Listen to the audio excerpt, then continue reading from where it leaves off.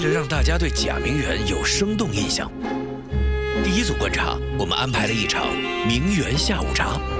这是女演员饰演的贾明媛，而男演员饰演的追求者则一直认为她是真名媛，甚至想跟她聊艺术。你还喜欢梵高的什么作品吗？啊，那你觉得这幅作品怎么样？梵高的这幅画呢？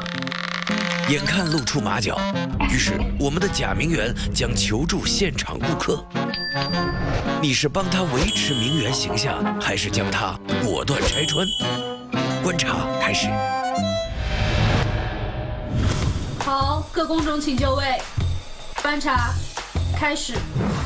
算是第一次跟你们这样的名媛出来吃饭。还好吧？哎，你刚刚怎么过来的？我家司机送我过来的。挺好的，哎呀，不像我刚刚又堵，然后还得自己停车，还得找车位。你经常来这吃饭吗？没有，我也是第一次来这里，就是平时跟朋友都是去比较高档一点的地方。2个知识点了啊！第一有司机，对；第二平时都只去人少高档的地方。其实他这个说的时候已经露底儿了。凡尔赛的人一般都不说我去高档的地方，要会咋说？要会非常流利的随便说一句啊，我一般都住在丽思卡尔顿，或者再不然就是往上啊，我只住费尔蒙旗下的酒店。你说的这些我一个都不知道，他们都是在上海吗？你是不是干过这行？楚音老师对名媛生活一无所知，同样迷茫的还有现场的他们，但他们绝想不到，旁边的名媛下午茶竟会跟自己发生命运的羁绊。这一切都要从一幅画说起。你是经常喜欢看这些画展吗？是呀，我经常去画展的。就我特别喜欢梵高那个《星月夜》，你看他那个作品，他那个星空，就是那些云都是很扭曲，我就觉得就很抽象，很有张力。就是每个人看就是有不一样的见解。那你觉得这幅作品怎么样呢？梵高的这幅画呢？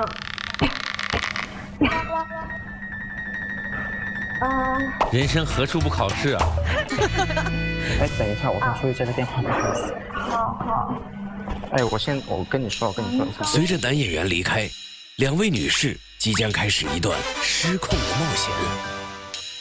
不是，你知道梵高那是什么？他刚才说的那幅画是什么吗？我也搞不懂。这些男的都搞艺术的，我天哪，想谈个恋爱也太麻烦了。面对突如其来的搭话，女士竟然早有准备。哎，对，这是善良，稍微演技俩词儿也行啊，能忽悠到哪儿是哪儿呗。但是事情哪有这么简单？不是，他都快来了，我觉得来不及了。姐姐，你要不一会儿就是我咳嗽的话，你帮我查一下，小声提醒我一下，可以吗？拜托，他快来了。那我怎么跟你说呀？不等女士多想，剧情已经疯狂推进。他会接受女演员的拜托吗？哎，刚刚我们聊到哪了？哦，对，那个《星月夜》，你觉得那幅画怎么样呀？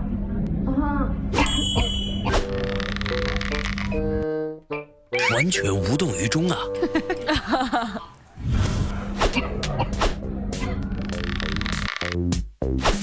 会回应这个暗号吗？不是，你要不一会儿就是我咳嗽的话，你帮我查一下，小声提醒我一下，可以吗？不死心的女演员第3次求助，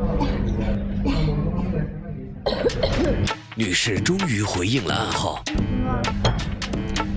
甚至给出了小抄。但是这个小抄会不会太小了？好不容易有了小抄，话题却突然变了。你还喜欢梵高的什么作品吗？不在考题范围内。我还喜欢。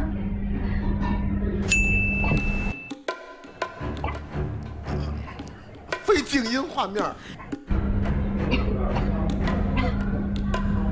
现在天气有点干燥，嗓子有点不舒服。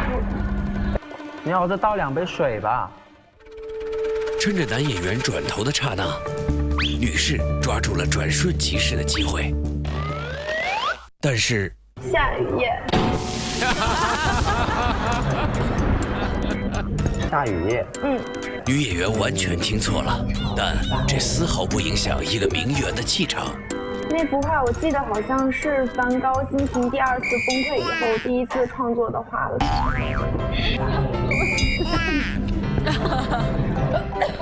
女士此时的咳嗽，绝对是在向命运求救。而眼看名媛就要露馅儿，事情却有了奇怪的变化。下雨夜。这幅也是挺抽象、挺有张力的。比如说他就是想衬托那个星空的美嘛。对，没错。女士终于发现，原来名媛跟性别无关。但是，还有最后一个考验跟她有关。我出去一下。好。当单独面对男演员，他会拆穿女演员假名媛的身份吗？女人跟男人有很大的不同。男人如果看到男人骗女人，男人一定会揭发；女人如果看到女人骗男人，女人通常都会做同谋。我都笑死了，没有心情揭穿了已经。哎，你们觉得这个女生怎么样呀？这是个拷问灵魂的问题。刚刚好像我看你有跟她在讲话，是你认识她是吗？对。啊？对。好吧，我还以为你是她的闺蜜过来帮忙侦查一下我的。没有，我这么丑不能当闺蜜。深知自己和名媛间的不同，女士最终没有拆穿这场名媛下午茶。现在给她送上电视下午茶吧。你好，其实我们是广东卫视你会怎么做节目组的。Hello。那为什么你想要帮一个这样的女生啊？我觉得挺不容易，帮就帮了。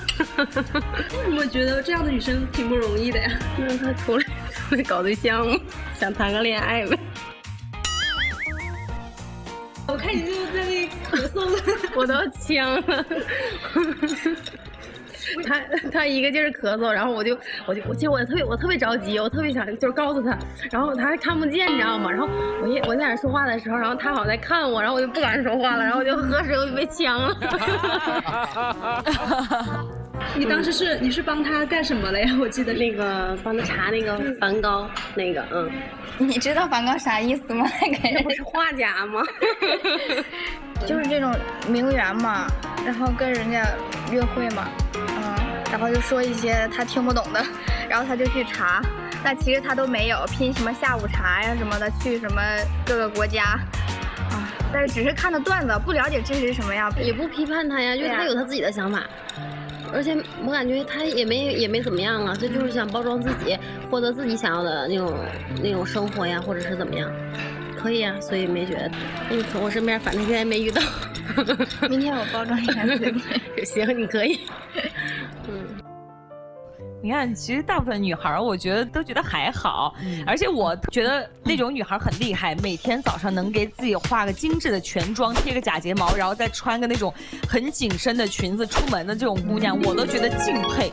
我反而觉得我要反省一下我自己，为什么做不了名媛？起码她够努力。你不觉得一个人装的比自己优秀很多人的样子，至少很励志？对，也许装着装着他就成了那个样子。但其实我觉得假精致是真精致的前提，必须得有人想假精致，才有人能真精致。而且嘲笑名媛有一个最过分的地方，就是他不是嘲笑假，他是嘲笑他穷。一个女孩如果穷，她就不应该做白日梦。那灰姑娘算不算假名媛？算。所以楚老师是力挺假名媛，同情加理解。我们以前小男孩的时候，谁不想装个博学的样子？装着装着就成了真博学的博士。陈老师，我这边宝格丽酒店还差2个姐妹，要不要和我一起拼呢？人均300，下午茶我不吃，你到时候来，我给你留浴袍，我用上午10点，下午都留给你。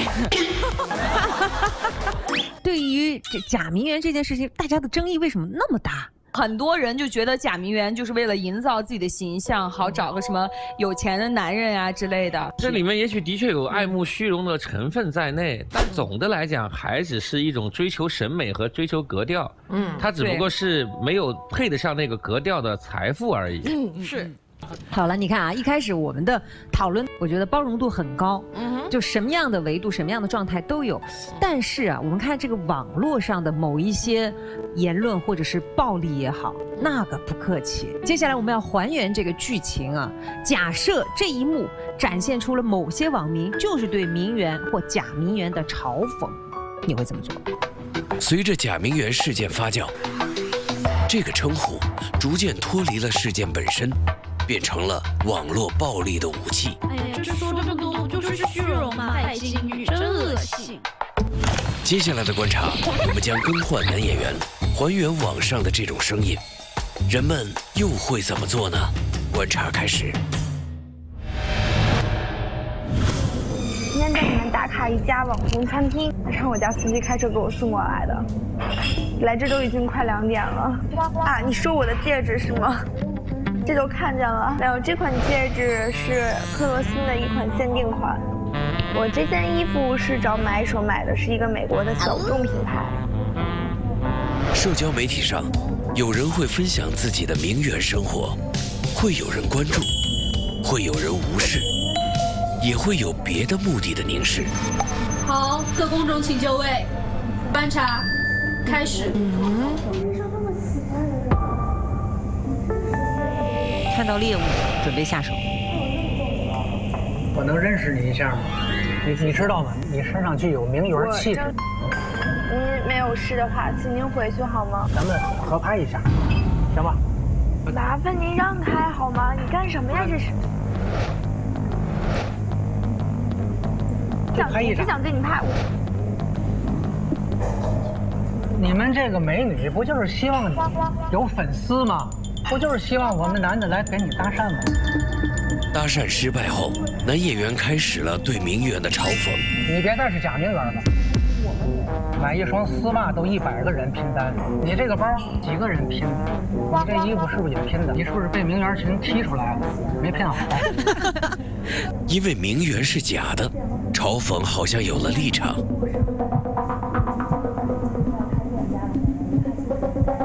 要不这样，我先给你点点吃的，别装矜持了，好吗？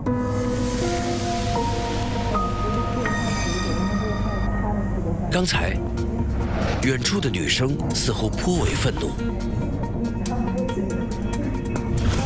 我们让女演员调换位置。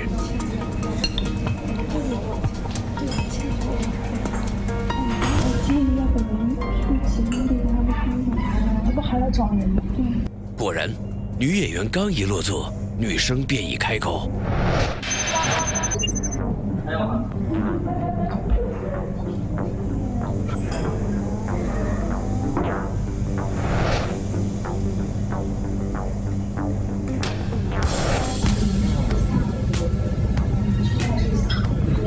整个就是在装。说句心里话，我挺讨厌这种意想不到。不要喜欢他了，对呀，他也只是个普通人。这个逻辑能力真强。女生逻辑满分，她的同伴也毫不逊色。刚才她的举动啊，让我和前一段时间在网上风靡的那个假名媛的那个话题，迅速的就连上。那您应该做的是马上扭头就走了，我从网上这个时候又跑呀。会一问不讲，也没有影响到您自己的利益或者什么都没有受到影响，您就当做今儿看见了个奇事儿，就无论真假都是他自己的事情，也跟我们没有关系，也跟您没关系，跟所有人都没关系。他们把边界画得很清晰。如果你有足够高的坚持力和自制力的话，不是就说您啊，不会被这种人。然后这个男生他足够心性稳定的话，他是不会被这些影响的。如果他心性不稳定的话，就算您当着面跟他说，哎，兄弟，别那啥，那都是假的，他就会觉得你骗他。那也有上头的，他还会恨你。对，他会觉得你阻碍了我爱情的道路。所以您不必想着拯救所有的男士，您心里肯定有一根道德线，然后您把握好自己的道德线。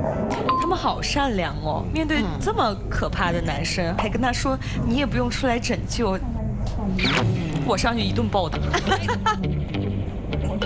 男演员左顾右盼，遭遇了逻辑少女的组团忽悠。他们并非在保护贾明媛，而是在维护某种更重要的东西。你不会是录过节目吧？对，其实我们是广东卫视，你会怎么做？这个不会真的在卫视里播出来吧？我们是广东卫视，你会怎么做？妈呀，惊了，我惊了！哎呀，早知道今天好好穿衣服了。哎呀，你觉得她这种女生是不是那种假明媛？我觉得，说实话是的。就是觉得，还有这种，你觉得他这种假明媛需要被拆穿？他可能觉得这是他生活的乐趣吧，或者是因为自己没有达到那么高，但是又觉得这样的生活可以让自己看起来更加的光鲜和亮丽，然后就愿意去做这样的事。可能有哪个商界大佬突然就觉得，哎呀，这个挺好的，然后就给了他更多的机会。就像你拍照就会用美颜一样，但如果你靠这个东西去骗人、去盈利，那就是错误的。如果我只是想追求更好的生活，跟别人不影响的话，我觉得没有关系。但是如果你骗到别人了，那就不行。我通过这种包装，我在工作上，别人觉得我家庭环境很好，我可以获得更高的尊重。这个尊重只是一时啊，你20岁你很漂亮，30岁你很漂亮，那40呢？那你总有一天你达不到你自己心理预期的时候，你就怎么办？但如果你要是靠自己的话，哪怕你60、70、80、90，你依旧会活得很好。那你为什么还是要去帮他？实际上，刚才你的进攻性太强了，你已经不是去单方面的去说他了，而是你是想通过说他而体现自己的价值，这就不对。好，谢谢，辛苦了，辛苦了，拜拜。其实就像刚才这一幕当中那个男演员展示的一样，你有没有发现，就是借由名媛这个话题啊，网络的这样的一个暴力或者攻击的对象越来越多，范围越来越大。对，如果我击溃了别人的优越感，我内心深处是会有一种自我满足的。对，当我把他的优越感踩在脚下的时候，我可以有自我安慰。那踩了名媛的优越感，证明什么呢？如果对方的优越感来自客观，那么这个时候可能各方面我跟他相比，我不如他，恰好有人给我提供了一份虚假的优越，我堂而皇之的去拆穿，好像站在了道德制高点上，我内心深处得到了深深的满足。对，也不能完全这么讲，还是有朴素的正义感的。只不过是因为我们互联网舆论发育的不完全，所以很多朴素的正义感它容易失控。如果是面对面，肯定不是这个人，就我可能看到你就厌恶了，或者笑一笑走开了。但在网上呢，你随手一发一句很恶毒的话，它没有什么成本，你就可能输出去了。其实这个是很正常，这不是污名化女性，是互联网让语言粗鄙化。事实上是这样的，我们从传统到今天为止，都特别喜欢把一些跟女性有关的事情、美好的词儿全给你污名化了。小姐本来是一个特好的称谓，大户人家的小姐，那现在谁敢叫别人小姐啊？你看到现在名媛，媛本身是非常美好的意思，那到今天，谁还敢说自己是名媛呢？对呀，绿茶多好喝，谁敢自己说自己绿茶？为什么没有这么多针对男性的？哎呦，多了去了，我是不好意思说而已，真的是。说说听，油腻。你为什么指着雷老师说油腻？油腻。三炮。直男大爷，现在谁敢自称大爷？这侮辱性太强了，是吧？今天录节目只录到了一半，我觉得你们俩的人身攻击是不会互相停止了。那接下来要拷问现场的观众，究竟是我们所谓扮演的这个假名媛令人反感，还是背后的一轮又一轮的网络攻击更可恶呢？继续观察。然后我下午喜欢和小姐妹去一些下午茶的地方呀，像我平时没有事情的时候呀，我喜欢去画展、艺术展，然后还有雕塑展。咦！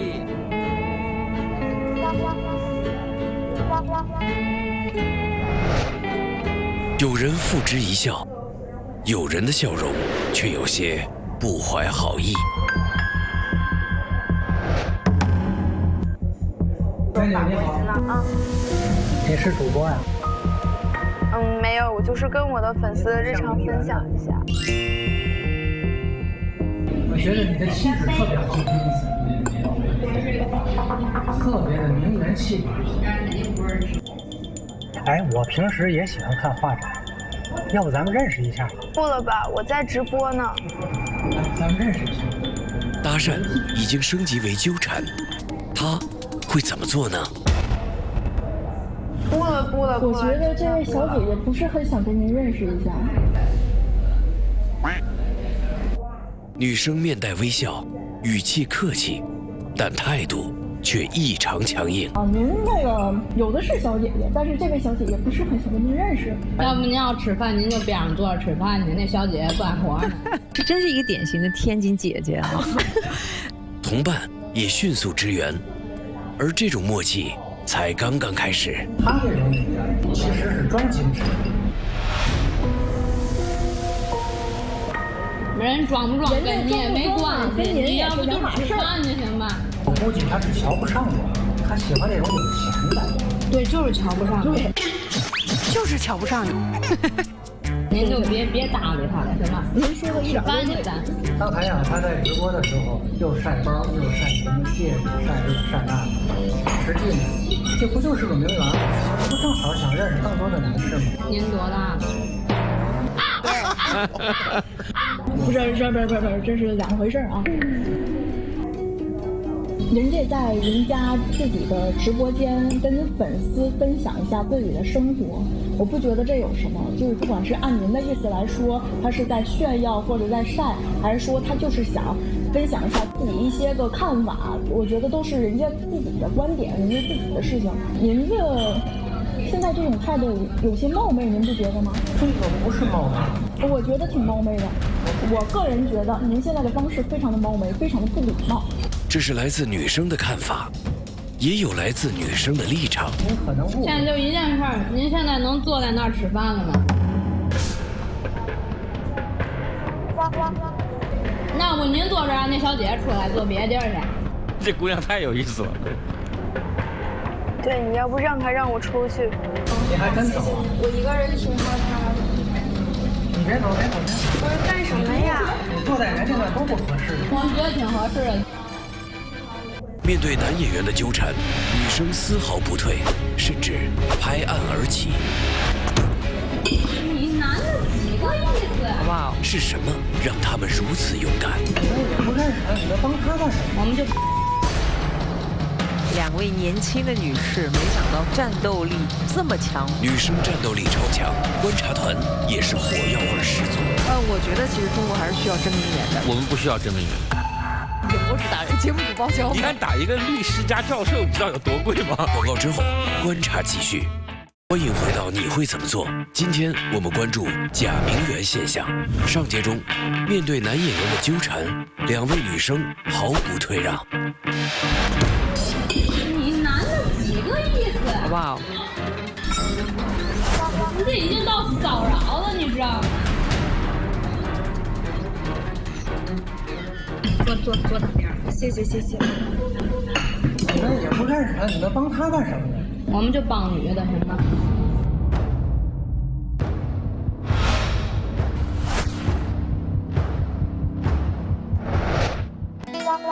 好吧，算了。没事，以后不行你就再约一个朋友嘛的，不然就不会老碰上这种，但碰上一个怪膈应的。我感觉我看到了网上的那种男人，第一次见着活的。没事，不用搭理他，就当是一个过程。对，没事，小姐你可以继续直播嘛，都没事。谢谢。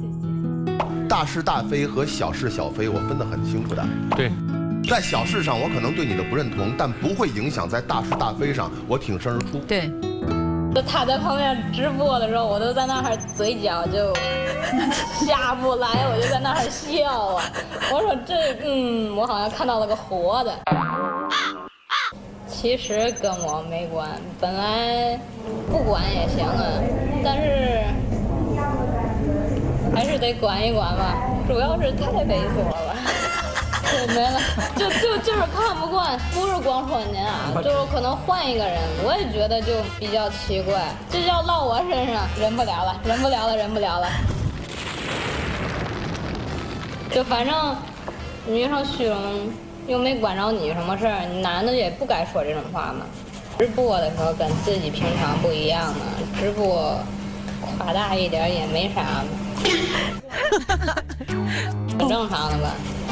就谁都想让自己好点，就其实没有什么大道理，就是该出手就该帮助就帮助，没了。2位年轻的女士，没想到战斗力这么强，搬桌子。年轻女孩是很有正义感的。越来越年轻的人越来越有正义感了，这不是好事吗？特别好。我们老年人也是有正义感，都有正义感。男的在那儿，那位西瓜汁应该就不在那儿了，就已经在头上了。他最近在练搏击。是的，是的。但是不要随便打人啊，很贵的。演播室打人，节目组报销。你敢打一个律师加教授，你知道有多贵吗？我有这么一种感觉啊，我不知道我的感觉对还是不对。好像现在，尤其在各种网络舆论平台上，就是男性群体对女性群体，女性群体对男性群体，好像不断的在涌现各种带有嘲讽意味的名词。这是为什么呢？我是一个男性的一员，我为什么不能看到女性群体当中特别好的一幕又一幕，一个又一个形象？女性群体为什么不能看到男性当中一个一个特别好的形象，或者个体，或者群体？但是不断的在攻击，你说我是什么妈宝男，我就说你伏地魔；然后你说我假名媛，我就说你要天价彩礼。这种争吵，我好像把对方拉低，能显得我自己很高，但我拉低对方，对方拉低我，那我们大家都低了，谁能占便宜呢？对。我们在停止这样的一个嘲讽和网络暴力的同时，其实也在想啊，可能我们也是希望能够出现真名媛。我们不需要真名媛。中国社会是一个特别强调平等的社会，就是自古以来王侯将相宁有种乎。当我们讨论到名媛的时候，就已经讲贵族范儿了，而一讨论贵族范儿，就一定是小圈子固化了，因为名媛一定要显示跟老百姓不一样。所以我觉得像你们这样就挺好，就独立女性、新女性就很好。别什么名媛不名媛，我真这么讲的。哎呀，这贵族大小姐的怎么现在又玩起来了？很无聊。对，我就觉得不需要那些什么包啊、什么貂啊、什么酒店呀、这些作为衬托，真的是从心里面自信，然后还有就是有文化嘛。我自己就觉得这样的名媛是可以的。我认为如果有人愿意装，我可以不认同。但我不能给他贴个标签儿，然后上去对他进行所谓的网暴，或者在现实生活当中对他的生活进行干扰，这是不可以的。对，然后我最后讲起来一句，为他仗义出头的姑娘们才当得上名媛。应该说盘点了我们7年多，你会怎么做节目里面出现了很多面孔，我觉得这些面孔是真名媛。对。下期你会怎么做？我们还原了一场家校间的争论。你家长怎么回事啊？群里消息也不回，这作业也没批改，你爸妈对你也太不负责任了。关于是否应该让家长批改作业，观察团展开了讨论。这老师说的也有点过分，这个事实上是真的有的老师是这样。如果老师跟我这么讲，我会感到很不好意思，因为我的孩子给老师添麻烦了。而当争论波及孩子，现场有人十分愤怒。家长怎么回事？怎么对你这学习这么不上心？也不给你批改作业。老师对不起。你就直接找他爸妈，你看给咱孩子说，你跟孩子有问题吗？孩子那么大，孩子学习不好就是父母的事儿。比起愤怒，有人则选择幽默开杠。你说这个作业本来就是他们家长应该做的事儿。作业是家长，那你就平常教什么了？家长要不去挣钱，哪有钱给孩子上各种班去？不同于他们的介入，有人却对此颇为触动。他经历了什么？眼泪背后的原因，同样让观察团为之动容。我见不得这个男孩的眼泪。你觉得现在累不累？你觉得是不是有压力？有一点，是不是？你们现在应该是没有压力，无忧无虑，特别开心，每天都在开心的时候。你会怎么做？一起聊聊家长群，也看见争论背后的孩子们。好了，朋友们，以上的